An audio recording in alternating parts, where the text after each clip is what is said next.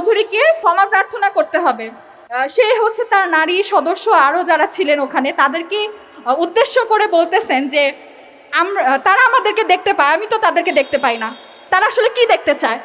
আমাদের মেধা যোগ্যতা প্রকাশের জন্য কি আমাদেরকে এখন শরীর প্রদর্শন করতে হবে? কি চায় তারা আসলে এখানে? এটা কি আজকের ঘটনা? না, এটা আজকের ঘটনা না, এটা প্রতিনিয়তই আমাদের সাথে ঘটে। কিছু ঘটনা আপনাদের সাথে শেয়ার করি। চট্টগ্রাম মিরসরাই 2022 সাল, এক ছাত্রী হিজাব পরায় তার প্রধান শিক্ষক তাকে বেত্রাঘাত করে। তারপরে রাবি, সেখানেও ছাত্রীকে তার হিজাব নিকাব খুলতে বাধ্য করা হয়। কিছুদিন আগে 2025 সালে ঢাবি শিক্ষার্থী পরীক্ষা দিতে গেলে তাকে শুধুমাত্র হিজাব নিকাব করায় তাকে জোর করা হয়। এবং আরও একটি জরিপের বিষয় বলি, অধিকার সচেতন শিক্ষার্থী সমাজের একটা জরিপ, তারা হচ্ছে 24-এর পরে এই জরিপটা করেছিল এরকম যে যেসব শিক্ষক হিজাব বিরোধী তাদের একটি তালিকা প্রকাশ করেন। এখানে 100 জনের তালিকা প্রকাশ হয় এবং তার মধ্যে সর্বোচ্চ বিদ্যাপীঠ ঢাবির 24 জনের নাম ছিল। কিন্তু আপনারা কি মনে করেন এই সংখ্যাটা 100? মোটেই না। আমি বলবো এই সংখ্যাটা হাজারেরও বেশি। আমাদেরকে প্রতিপদে এখানে যে নারীরা উপস্থিত আছেন যারা হিজাব পরেন, আমি আবারও বলতেছি এটা নিকাব না, অনলি হিজাব পরার কারণে আমাদেরকে বিভিন্ন সময় হেনস্থা এবং কটাক্ষ শিকার হতে হয়। কেন? এটা কি আমাদের সাংবিধানিক অধিকার না? আমাদের বোনরা তো একটু আগে উল্লেখ করে গেল যে অনুচ্ছেদের 41 নম্বর আয়াতে প্রত্যেকের অধিকার আছে যে সে তার ধর্ম পালন করবে এবং ধর্ম প্রচারও করতে পারবে। কিন্তু কেন প্রত্যেকবার একটা মেয়েকে তার পোশাকের জন্য হচ্ছে বিভিন্ন সময় হেনস্থা করা হবে? শুধু যে হিজাবি মেয়েদেরকে হেনস্থা করা হয় এরকম না, কেন নারী হিসেবে পোশাক আমাদের জন্য কারো হচ্ছে মানদণ্ড যে তারা ঠিক করে দিবে তারপরে সেটা আমরা পরবো? কেন? এই লক্ষ্যে আমরা চাই আমাদের মুসলিম সংখ্যাগরিষ্ঠ সমাজে আমাদের বোনেরা তাদের পোশাক সে হিজাব পড়ুক আর নন হিজাবি পড়ুক, এই অধিকার নিশ্চিত হোক। আজকে বাংলাদেশ ইসলামী ছাত্রী সংস্থার ঢাকা মহানগর উত্তরের উদ্যোগে আয়োজিত মানববন্ধন কর্মসূচিতে আজকের দাবি এবং প্রস্তাব পেশ করছি।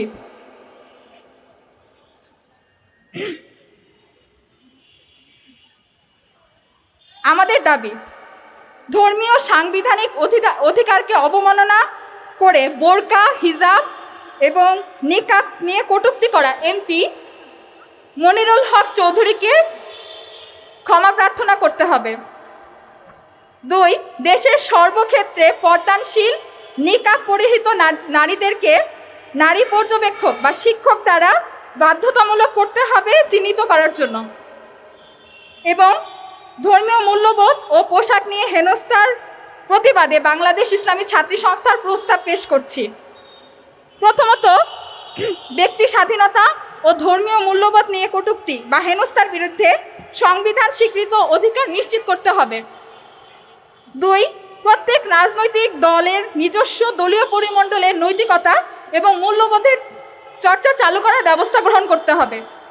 তৃতীয়ত, প্রাথমিক ও মাধ্যমিক সকল পর্যায়ের পর্যাপ্ত ধর্মীয় শিক্ষক নিয়োগ নিশ্চিত করতে হবে যেন প্রত্যেক ধর্মের প্রতি মূল্যবোধ চর্চার মানসিকতা নিয়ে বেড়ে ওঠে।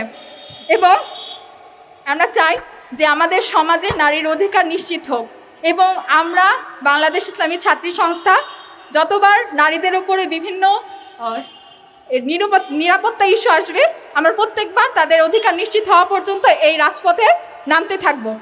এবং আপনাদেরকে মনে করিয়ে দিতে চাই, আপনারা যেখানে অবস্থান করতেছেন সংসদে, ওখানে আমাদের মতো হিজাবি মেয়েদের জুলাইয়ের অবস্থান আপনারা ভুলে যাবেন না।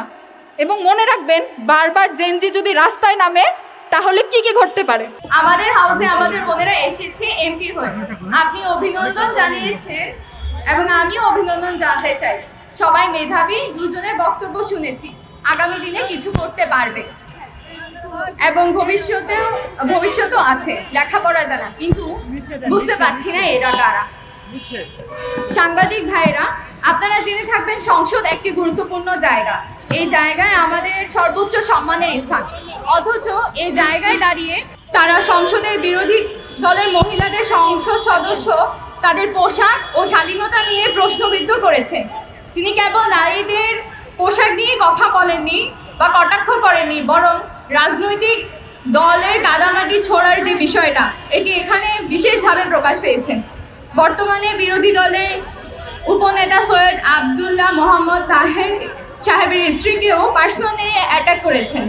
তিনি একটি ঘটনাও বলেছেন যে 2001 সালে একটা পারিবারিক দাওয়াতে গল্প করে বলেছেন যে একটা পারিবারিক দাওয়াত ছিল এবং সেখানে তিনি বিরোধী দলের উপনেতা স্ত্রীকে দেখেছেন এবং তিনি বললেন যে ঢুকার পরে দেখলাম যে কেউ একজন হাঁটাহাঁটি করছেন, একটা কিছু হাঁটাহাঁটি করছে।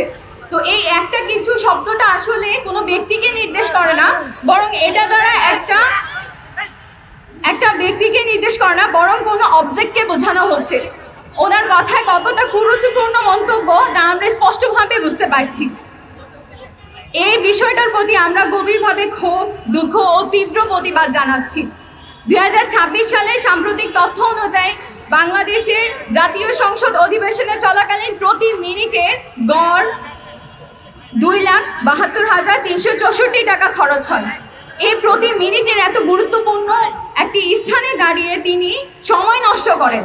তিনি লোক হাসানো মঞ্চ হিসেবে সংসদকে তৈরি করে ফেলেছেন। আমরা এই বক্তব্যের বিরুদ্ধে তীব্র প্রতিবাদ জানাচ্ছি এবং তার এই বক্তব্যের মাঝে কিছু বিষয় আমার মনে হয়েছে ফুটে উঠেছে।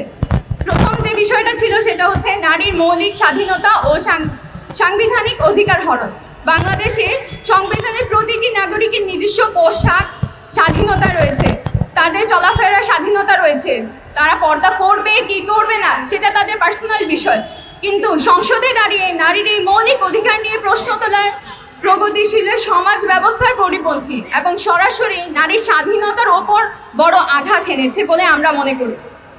দ্বিতীয় যে জিনিসটা আমি মনে করছি সেটা হচ্ছে ধর্মীয় অনুভূতির চরম আঘাত ও অবমাননা। পর্দা ইসলামের একটা সুনির্দিষ্ট বিষয় এবং এটি একটি এমন বিধান যেটি মানুষকে পবিত্র করে। কোটি কোটি মুসলমান নারী পুরুষের অত্যন্ত শ্রদ্ধা ও বিশ্বাসের সাথে এটি পালন করে থাকে। যারা শরীয়তের কোনো বিধানকে হাস্যরসিকতা হিসেবে নেয় তাদের পরিণতি একমাত্র আল্লাহ তাআলাই ভালো জানেন। মনিরুল হক চৌধুরী একজন মাননীয় বিশিষ্ট ব্যক্তি হয়েও তিনি নারীদেরকে খাটো করেছেন এবং শুধু এই খাটো করার মাধ্যমেই ক্ষান্ত হননি, বরং দেশের সংখ্যাগরিষ্ঠ মানুষের ধর্মীয় অনুভূতির চরম হেন করেছেন। এর প্রতি সুস্পষ্ট ধর্মের আর তার এই বিষয়টার মাধ্যমে আমরা বুঝতে পারি যে ধর্মের প্রতি তিনি অবমাননা করেছেন।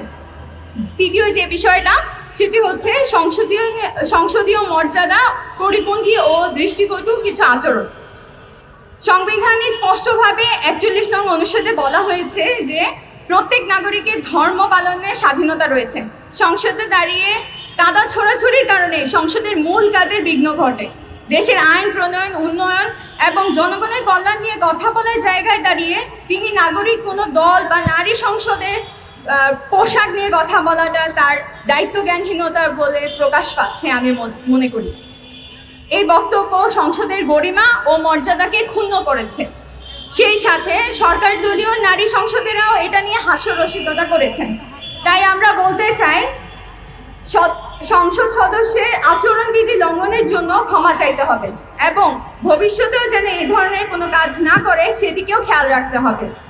অসংখ্য শুকরিয়া আমার কথা মনোযোগ দিয়ে শোনার জন্য। আসসালামু আলাইকুম।